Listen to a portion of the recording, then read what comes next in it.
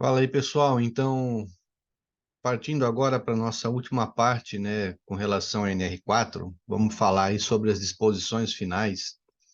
Eu gostaria de chamar a atenção de vocês no anexo 2, que a gente trata sobre o dimensionamento do SESMIT.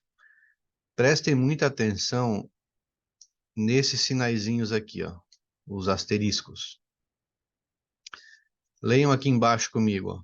Então, quando tem um só, ele está me dizendo que o tempo ali, né, de trabalho pode ser parcial, mínimo de 3 horas. Então, essa é a metade da jornada, que a jornada inteira seriam de 6 horas, né? E o parcial seriam de 3 horas. E o parcial, né?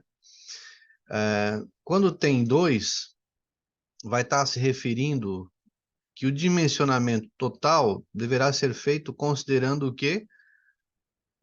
3.501 a 5.000 funcionários, certo? Dimensionamento total, que a gente pode acompanhar aqui em cima na tabela. Olha aqui, ó. Essa parte aqui. Isso daqui é o total do enquadramento para grau de risco 1, grau de risco 2, o 3 e o 4. Partindo para cima desses números, ó, a gente vai ter o quê?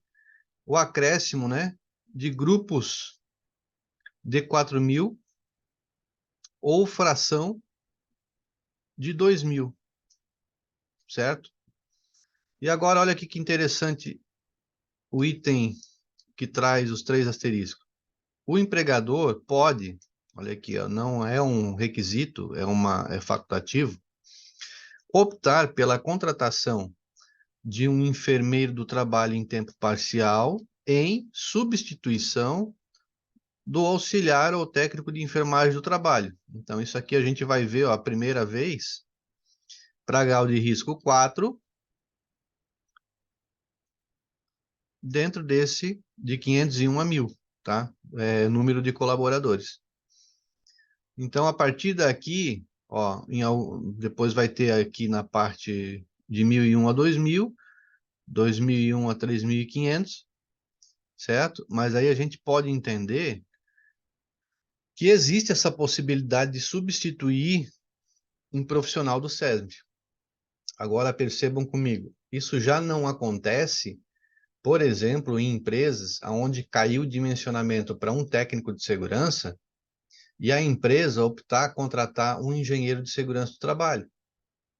Não pode. Ah, mas por que que pode com o enfermeiro, por que que não pode com o engenheiro? Pessoal, não fui eu que escrevi a norma, mas a gente precisa aplicar aquilo que está escrito e entender aquilo que está escrito. Não não se cabe interpretação, uma inferência sem fato, sem comprovar as coisas. Eu não posso imaginar as coisas da minha cabeça e querer começar a aplicar isso dentro da organização, porque vai dar ruim, vai chegar uma hora que vai dar problema. Mas olha aqui as observações, ó. Hospitais, ambulatórios, maternidades, casas de saúde e repouso, clínicas e estabelecimentos similares deverão, é um requisito, contratar um enfermeiro do trabalho em tempo integral, quando possuírem mais de 500 trabalhadores. Então, nesse caso aqui, não pode acontecer a substituição que eu falei agora há pouco, certo? É, não se cabe substituição nesse caso aqui. Então, quando se trata de hospital, ambulatório, né? O que que precisa ter? Precisa ter um enfermeiro, tá? Do trabalho, que é uma especialização, quando possuir mais de 500 trabalhadores. Ou, em virtude das características e atribuições do SESMIT, olha só agora, não se faz necessária a supervisão do técnico de enfermagem do trabalho pelo enfermeiro, ou seja, o enfermeiro não precisa fazer a supervisão, salvo quando a atividade for executada em hospitais, ambulatórios, maternidades. casas de saúde e repouso, clínicas e estabelecimentos similares. Pessoal, então isso daqui só nos faz pensar mais um pouquinho sobre essa condição dos profissionais que nós temos, né, integrantes do SESMIT, e que, como a gente viu na NR, e a possibilidade de substituí-los ou fazer a troca por outros profissionais. Então, nesses termos, a gente consegue atender. Aqui eu gostaria de deixar registrado também a parte sobre baixar o manual do registro do SESMIT. Vocês podem digitar no Google aí, manual do registro do SESMIT, aqui também tem o endereço, vai ficar bem fácil de fazer o download. Mas agora, para a gente finalizar, temos uma outra consideração bem importante a fazer, dentro das disposições finais. Aqui no item 471, refere-se apenas à condição específica do trabalho rural, né? Então, o que que diz aqui, ó? As organizações que forem obrigadas a construir SESMIT nos termos desta NR e serviço especializado em segurança e saúde do trabalho rural, SEST-TR, de acordo ali com a NR 31, podem, olha agora, optar em constituir apenas um destes serviços, considerando o que? O somatório dos trabalhadores de ambas as atividades, tá? Então, existe essa opção aqui para quem acaba abrangendo ali, né, as atividades da NR 31. Seria agricultura, pecuária, silvicultura, exploração florestal e aquicultura. Mas vejam agora comigo o seguinte, ó. A organização que constituir o SESMIT, é responsável pelo cumprimento desta NR 4, devendo assegurar a isenção técnica e o exercício profissional dos integrantes. O que seria isenção técnica? É a total autonomia quanto à correta aplicação dos atos. Pessoal, total autonomia. Tá? Então, esse item ele é muito importante, porque a gente sabe que muitas decisões que o SESMIT acaba registrando, acaba orientando, né, impactam as empresas, as organizações, inclusive no pagamento de tributos. Impactam também algumas decisões, e principalmente relacionado ao campo financeiro, né, das organizações, e o SESMIT precisa deixar isso tudo bem registrado, muito mais agora, né, com a nossa nova NR1, sendo o núcleo da NR1 o PDCA, que é basicamente o processo de melhoria contínua das organizações. Então, essa autonomia, ela precisa existir. E vocês podem usar nos relatórios de vocês como fundamentação técnica justamente esse item 472 da NR4, tá?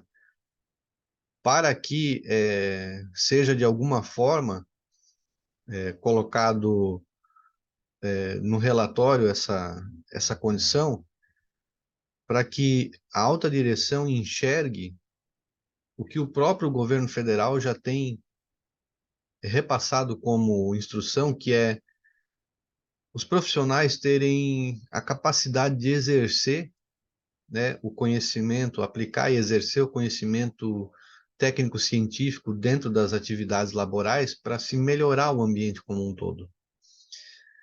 Então, quando se fala aqui que a organização que constitui o SESMIT, ela deve, isso daqui é um requisito, ó, assegurar a isenção técnica e o exercício profissional, não pode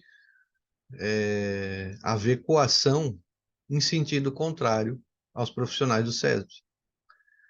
E aqui o item 473, ó, ainda coloca mais um requisito que, entre os médicos do SESB, um deles é o responsável pelo PCMSO, né, que fala lá na nossa NR7, especificamente do PCMSO.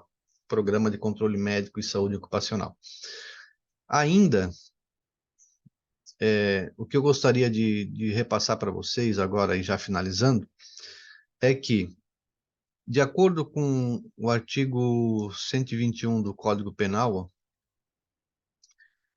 e o artigo 129, nós temos o seguinte texto: a inobservância de regra técnica de profissão, a inobservância de regra técnica de profissão, arte ou ofício, que justifica o aumento de pena nos crimes mencionados, significa que o agente ostenta os conhecimentos técnicos e práticos necessários ao exercício da atividade, mas, por desleixo, deixa de observá-los no momento de agir. Então, isso daqui, pessoal, é condição para aumento de pena. Também temos a parte da lesão corporal, que seria ofender a integridade corporal ou a saúde de outrem, pena, detenção de 3 meses a 1 ano.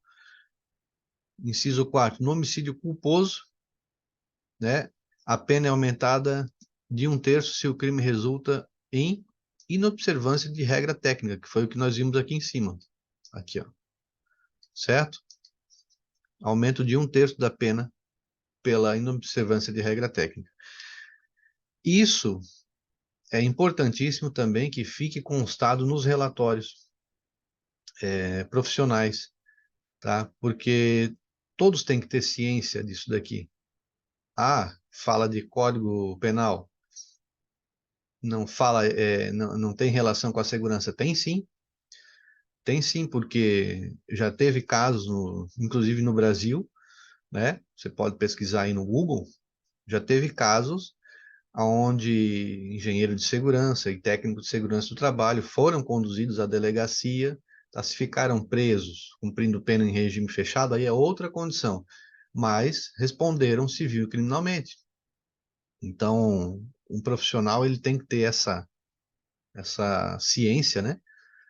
E do quanto é importante aplicar a teoria, né, o conhecimento, de fato como ele é. Evitando isso daqui, ó, o desleixo, né? Então, o desleixo, que é quando, como o texto nos coloca aqui, ó, ostenta os conhecimentos técnicos e práticos necessários ao exercício daquela atividade, mas, por desleixo, deixa de observá-los. Então, pessoal, espero ter contribuído de alguma forma aí com vocês no aprendizado dos itens da NR4. Não é o objetivo encerrar o assunto, tá? Me acompanhe também no Instagram, @trabalho e vida, e a gente vai produzindo aí ao longo dos dias mais materiais, né? Com o objetivo aí de fomentar a saúde e a segurança do trabalho. Compartilhem esse material com as pessoas que vocês entendem que precisam tomar conhecimento. Assim vocês também podem me auxiliar aí no canal, curtindo, compartilhando, comentando. Isso é até motivador para que a gente continue também produzindo cada vez mais conteúdo de qualidade. Um forte abraço a todos e até a próxima, então.